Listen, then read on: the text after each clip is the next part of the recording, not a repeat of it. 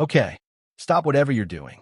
Because the trailer for Star Trek Strange New World Season 4 just dropped at CCXP Mexico, and I need to talk about it. Like right now. Because there's so much packed into this thing that if you watched it once and thought, oh cool, looks fun, you missed approximately 17 things that should have your brain completely melting. This isn't just a hype trailer. This is a statement. Strange New Worlds is back. It's leaning hard into everything that made it great. And Season 4 looks like it might be the most ambitious chapter yet of one of the best Trek shows in decades. So buckle in, because we're going frame by frame, moment by moment. And I promise you, by the end of this, you're going to be counting down the days to July 23rd like your life depends on it. Let's start with something that might seem small, but is actually enormous. The tone of this trailer. Think back to the previous Strange New Worlds promos. They were fun, punchy, sometimes backed by pop songs. There was an almost breezy confidence to them. This trailer is different. The music is a full orchestral theme. Rich, sweeping, almost cinematic in the classic sense. And that's not an accident. After Season 3 spent a lot of its time in bottle episodes, most of the action happening aboard the Enterprise itself, the showrunners clearly heard the fan feedback. Strange New Worlds is a show named after the promise of exploration. And Season 4 looks determined to actually deliver on that promise at a scale we haven't quite seen yet. This trailer is practically screaming, we're going out there again. And the orchestral score underneath, it feels like a love letter to the classic Trek films. The kind of music that made you feel like space genuinely mattered. What strikes me right away is how carefully constructed this teaser is. It plays things close to the chest. We don't see the puppet episode. We don't see the big genre swings that the creative team has hinted at. This is a very deliberate piece of marketing that essentially says, here is the show you love, here is the crew you love, and here's a promise that the adventure is massive. It's almost confident to the point of restraint. And for a fan base that had mixed feelings about Season 3, that restraint might actually be the smartest move they could have made. And then there's Pike on a horse. I mean, of course there is. Ensign Mount's Christopher Pike has always been the embodiment of a frontier spirit wearing a Starfleet uniform. And the image of him on horseback isn't just aesthetically cool. It's loaded with meaning. We saw Pike ride in the very first episode of the series, establishing this character as someone grounded in something old and elemental even while navigating the stars. And Trek fans know that horseback riding is essentially franchise DNA at this point. Picard had his vineyard and his saddle. Kirk and Picard rode together in Generations. Captain Archer's crew ended up in a literal Wild West episode in Enterprise. There's a running thread through 60 years of Star Trek that connects the frontier of space to the frontier of the American West, and seeing Pike on horseback again taps directly into that legacy. It's not nostalgia for nostalgia's sake. It's a reminder of what this show is fundamentally about. Boldly going. Exploring. Being human in the face of the unknown. And speaking of which, the trailer literally ends with Kirk looking at the stars and saying, let's boldly go. That line, that specific line, it shouldn't work. It's almost too on the nose. But Paul Wesley delivers it with this quiet sincerity that makes it feel earned rather than cheesy. There's something quietly powerful about hearing those words from a young James T. Kirk, still forming into the legend we know he'll become. It's not the Kirk of the original series yet. It's a Kirk who's still choosing who he wants to be. And that's what Strange New Worlds does best. It lets us watch these iconic characters in the space between who they are and who they'll become. Now let's talk about what we're actually seeing out there in the universe. Because Season 4 looks like it is pulling out every stop on the exploration front. We've got new planets, new alien species, new threats, and some of the visual compositions in this trailer are genuinely breathtaking. But the moment that absolutely stopped me cold was what appears to be a prehistoric world.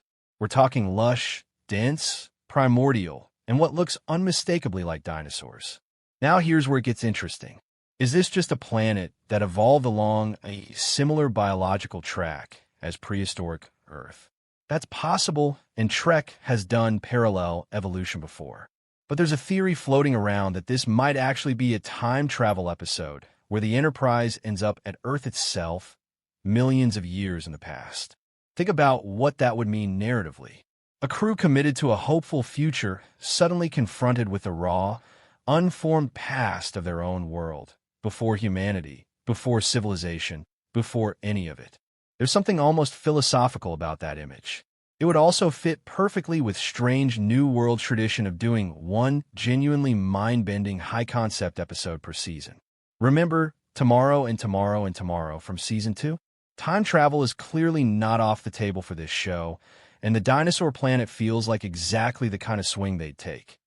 Okay, this is the part that's been living in my head rent-free since I first watched the trailer. There's a sequence involving a black hole that is visually stunning, and I don't mean that casually. We're talking about a rendering of a black hole that looks like something out of serious science fiction film. All accretion disk and gravitational lensing and terrifying, silent enormity. The Enterprise encounters it, and that alone would be a great visual. But then there's something else. We see what appears to be a Starfleet officer actually breaching the event horizon of the black hole, going in. And if you know anything about Trek lore, you know that a black hole in this universe is almost never just a black hole. It's a gateway. It's a mystery. It's a plot device that tends to come with enormous consequences. The question I keep asking is, who is this officer, and what's on the other side? There's a long tradition in Trek of characters using extreme spatial phenomena to travel through time or into alternate realities. Think the Guardian of Forever. Think the temporal anomaly in yesterday's Enterprise. Think the Kelvin timeline itself. Strange New Worlds has already shown it's not afraid to play with timeline mechanics. So what if this black hole is a one-way door? What if someone goes in and doesn't come back the same way? What if the horror-tinged episode, the trailer, is subtly hinting at stems from whatever comes through that event horizon? I'm not saying it's a mirror universe situation, but I'm not saying it isn't. Speaking of horror, let me just acknowledge that this trailer has at least one sequence that feels distinctly unsettling. Strange New Worlds has done horror before and done it well. But there's a visual in this trailer, dark corridors, something lurking, that particular kind of dread lighting, that suggests Season 4 is going to have at least one episode designed to genuinely unsettle you. And I'm here for it. The best Star Trek has always understood that the unknown isn't just wondrous, it's terrifying. Space is not safe. The frontier is not friendly. And a show that can make you feel that fear, that existential unease of being so far from home and encountering something your mind wasn't built to process. That's a show operating at its highest level. The creative team has also confirmed, though it's not in this trailer, that Season 4 includes a puppet episode. Yes, you read that correctly. A puppet episode, which in Strange New Worlds' hands, given that they gave us an entire live-action musical and made it genuinely great, could be absolutely extraordinary. The fact that they're not showing it in the teaser tells you everything. They want that to be a discovery, not a marketing beat. And honestly, that kind of confidence is something you only have when you know you've made something special. Let's talk about the people at the heart of this. Spock is always the most fascinating thread to pull in any pre-TOS story. Ethan Peck has been quietly doing something extraordinary with his character across 3 seasons. He's playing Spock at a moment of genuine emotional turbulence, still navigating the war between his human and Vulcan halves, and Season 3's mind meld moment with Kirk cracks something open in that dynamic. The trailer suggests their friendship is deepening in Season 4 in ways that feel earned and true to what we know these two will eventually become. Kirk gravitating towards Spock makes sense, not because of destiny, but because at this point in their lives, they genuinely bring out the best in each other. Watching Kirk become Kirk is one of the best things this show does, and Paul Wesley has made the role his own in a way that felt impossible at first. Lon Noonien Singh continues to be one of the most compelling original characters this show has created, carrying the weight of a family legacy that haunts her, while building an identity entirely her own. The trailer hints at her being in the thick of the action, and I'm hoping Season 4 gives her an arcade that challenges what she believes about herself at the deepest level. She's had tantalizing brushes with something more, and this feels like the season where that pays off in a big way. And then there's Pike and Number 1, Rebecca Romance, Una Chin Riley, apparently teaming up on a away mission involving a full-on phaser fight. These two haven't had a proper action-forward storyline together in a while, and watching Pike and Number One as a genuine tactical duo rather than a command structure feels like something Season 4 is actively excited about delivering.